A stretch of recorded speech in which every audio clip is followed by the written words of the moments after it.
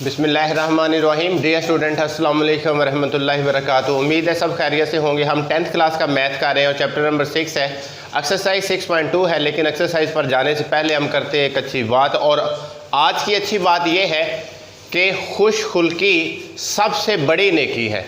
इसका मतलब है बात करने का अंदाज़, जो कि नबी पाक सल्लल्लाहु अलैहि वसल्लम ने भी फरमाया कि तुम में से बेहतर वो है जिसका अखलाक अच्छा है। तो ये खुशखुल्की क्या है? बात करने का अंदाज़ है कि आपका लहजा किस तरह का है, कितना नरम लहजा है, बात किस अंदाज से करते हैं। जितनी अच्छे अंदाज से, जितने अच्छे अखलाक से बात करेंगे, वो बात करने का असर तो है ही है, लेकिन ये एक बहुत बड़ी नेकी भी है। अगर आप चाहते हैं कि आप लोग नेकियों को इकट्ठा करें, हासिल करें, तो फिर खुशखुल्की अपने अंदर जो है उसको पैदा करें। उम्मीद है कि अमल करने की कोशिश करेंगे। एक्सरसाइज की तरफ बढ़ते हैं।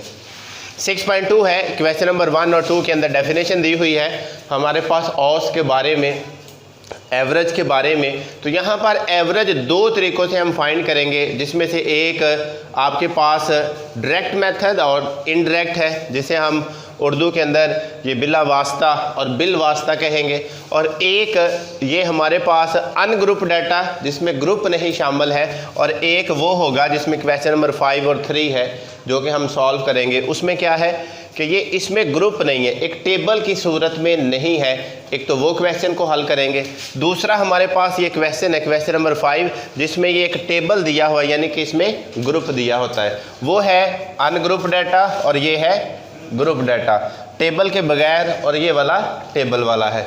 बहुत ही इम्पॉर्टेंट क्वेश्चंस हैं, एक्सरसाइज भी बहुत इम्पॉर्टेंट है, पेपर में लाजमी में से क्वेश्चन आता है, इसलिए इसको बहुत तवज्जो से समझिएगा और बार बार प्रैक्टिस करने की कोशिश कीजिएगा। बिलवास्ता क्वेश्चन की तरफ आते हैं। हमारे पास ये कुछ मवाद दिया है, कहता है हिसाबी औसत मालूम करें। तो जब भी आपके पास कुछ ऐसी सिचुएशन हो कि आप लोग सबसे पहले उसमें से देखें फाइंड क्या करना है, मालूम क्या करना है। उर्दू के अंदर कहा हिसाबी औसत मालूम करें, इंग्लिश के अंदर लिखा होगा एवरेज फाइंड करें। तो ये हिसाबी औसत का मुझे पहले फार्मूला और उसका कंसेप्ट मेरे पास होना चाहिए। अगर होगा तो मैं क्वेश्चन को ज़रूर हल कर लूँगा। जी, हिसाबी औसत को ज़ाहिर किया जाता है एक्स बार के साथ, और आगे होता है उर्दू के अंदर भी मैं लिख लेता हूँ समेशन एक्स और डिवाइड एन है। उर्दू के अंदर मैं लिखूँगा कि हमारे पास रकमों का मजमुआ और बटा है तादाद का मजमुआ, लेकिन उसको आसान आप लोग शक्ल में लिखेंगे, और वो आसान शक्ल उसकी क्या है, एक्स का बार इट्स इक्वल समेशन एक्स और डिवाइड एन है। ये एक्स क्या चीज़ है? ये सारी की सारी वैल्यू आपके पास एक्स है। समेशन क्या चीज़ है? जब हम सभी को इकट्ठा कर लेते हैं, उनका मजमूआ जमा कर लेते हैं, तो वो आपके पास समेशन आ जाता है, जो एक ग्रीक वर्ड है। एक्स बार है, समेशन एक्स करने लगे। First 12 plus second 14 plus 17 plus 20। इसको ज़रा कैलकुलेटर पे साथ साथ प्लस करते जाएं ताकि मेरे लिए आसानी हो जाएगी। 20 के बाद प्लस 24 प्लस 29 और प्लस 35 और प्लस 45। डिवाइड एन है, और एन से मुराद जो इसकी टोटल तादाद है वो है हमारे पास 1 2 3 4 5 6 7 एंड 8। तो हम इसे डिवाइड किस पे कर रहे हैं जी? इसकी टोटल तादाद पर। तो अब आपने टोटल प्लस किया, कितना आया आपके पास जी? बताएं कितना आया? 196। और डिवाइड क्या है? 8। तो अब 8 पर डिवाइड कर दें, 8 पर डिवाइड करें और बताएं मुझे कितना आंसर आता है। 8 2s are 16, इधर से हमारे पास 3 बचा, और 8 4s are 32 और 8 5s are 40। तो आंसर कितना आ जाएगा? 24.5। ये इसका एवरेज आ जाएगा जी। एवरेज की तो समझ आ गई होगी, और उसका पता चल गया होगा। ये हमारे पास डायरेक्ट मेथड के साथ एवरेज था, बिला जो वास्ता के साथ। अब बिल वास्ता जिसमें इनडायरेक्ट है, फार्मूला इसमें लिखते हैं और क्वेश्चन हम आगे सॉल्व करेंगे। क्वेश्चन नंबर 4 के अंदर वो फार्मूला यूज़ करेंगे। उसमें भी x bar it's equal a plus summation d बटा n है। इसके अंदर दो फार्मूले यूज़ किए जाते हैं, ये 1 है और ये 2। x bar it's equal a plus summation u और डिवाइड है n और क्रॉस h।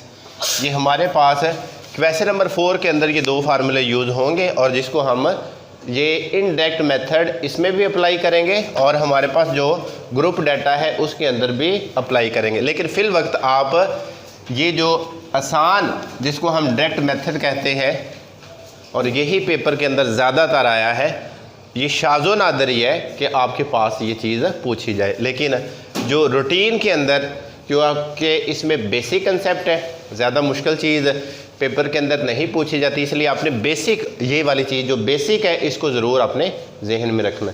लेकिन जो बच्चे स्टैटिक्स को आगे पढ़ेंगे उन्होंने ये चैप्टर को इसके एक एक पॉइंट को अच्छी तरह क्लियर करके जाना है। जिन्होंने आगे ये जहन में रखना है कि हमने आगे स्टैटिक्स जो बिज़नेस पढ़ना है उसके अंदर ये बड़ी इंपॉर्टेंट है। क्वेश्चन नंबर 5 की तरफ आ जाए। ये ग्रुप डाटा है, टेबल की शक्ल के अंदर है और टेबल की शक्ल के अंदर पहले हम फार्मूला लिखते हैं कि इसमें भी उसने कहा हिसाबी औस मालूम करें। फार्मूला लिखते हैं जी,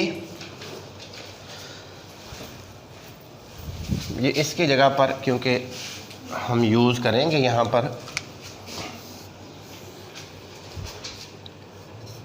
x bar it's equal summation f(x) और डिवाइड समेशन f। तो इसके मुताबिक हमें एक तो चाहिए x मिलना चाहिए और दूसरा हमें क्या मिलना चाहिए, f। जब दोनों मिलेंगे उसको हम इकट्ठा कर लेंगे, उसको हम क्या कहेंगे कि वो समेशन बन चुका है, मजमूआ बन चुका है। तो इसमें से देखें हमारे पास ये जो तादाद है, ये मैंने बताया था कि ये फ्रीक्वेंसी इधर से ही इसी टेबल से ही हल स्टार्ट करते हैं। तो मेरे पास f मौजूद है और वो f क्या है, तादाद, frequency.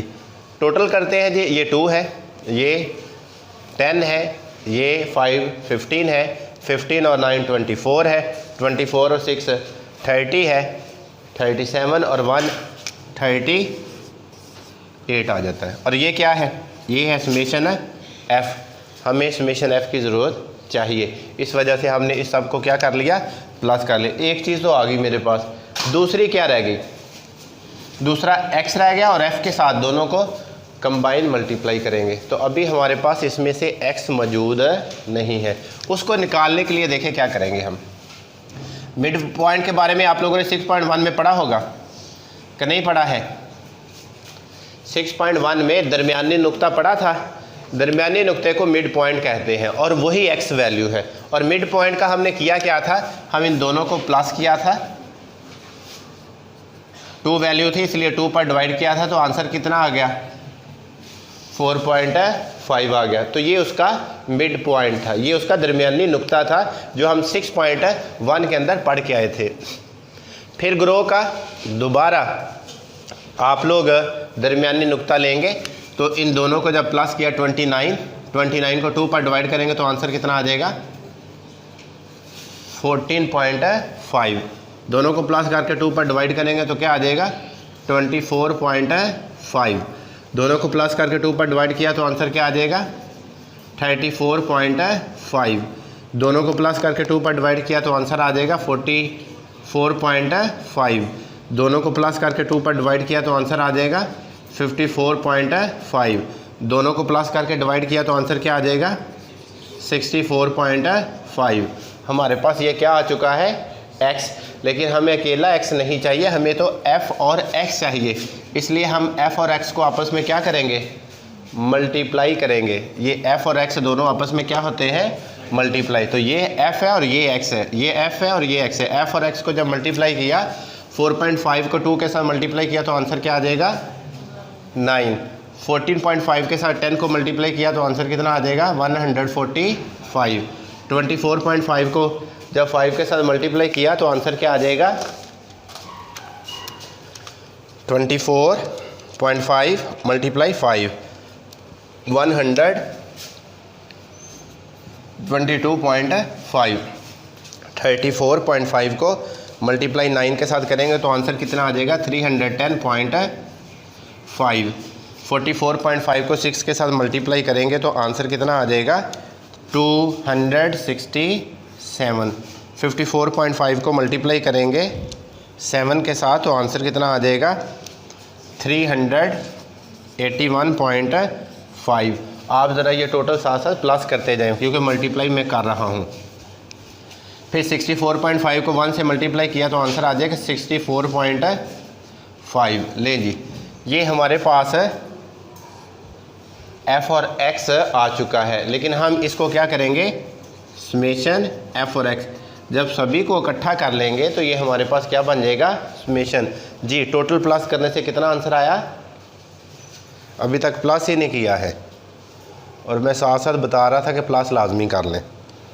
9 plus 145 plus 122.5 plus 310.5 plus 267 plus 381.5 और प्लस है 64.5 और टोटल आ जाएगा 1300।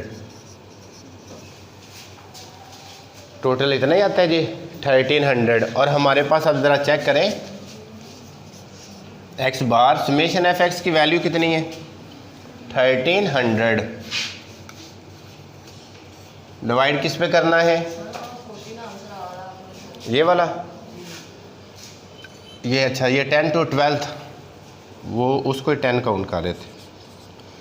10 to 12 5 17 17 और 9 26 और 26 और 6 32 32 और 7 39 और 1 40 आ जाएगा।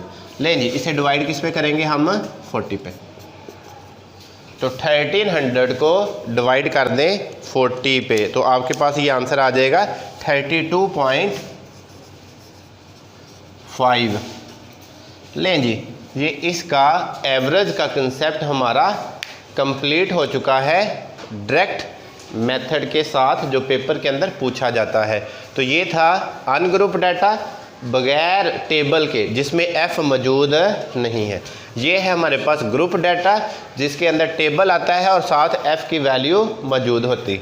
बाकी आप जितने भी क्वेश्चन आने हैं इसी के जो बेस के साथ लिंक इसी के साथ करने हैं। आगे इसका वस्तानिया मीडियम भी आना है और फिर उसके बाद आधा मॉड भी आना है। तो इसमें 3 चीज़ें ही हैं जिसके बारे में हम पढ़ेंगे। एक कंसेप्ट हम कर चुके हैं और वो कंसेप्ट कौन सा है, एवरेज का, औसत का हम कर चुके हैं, लेकिन इसके बाद 2 आपके आएंगे जिसमें वस्तानिया और आधा आएगा, मीडियन और मॉड आएगा।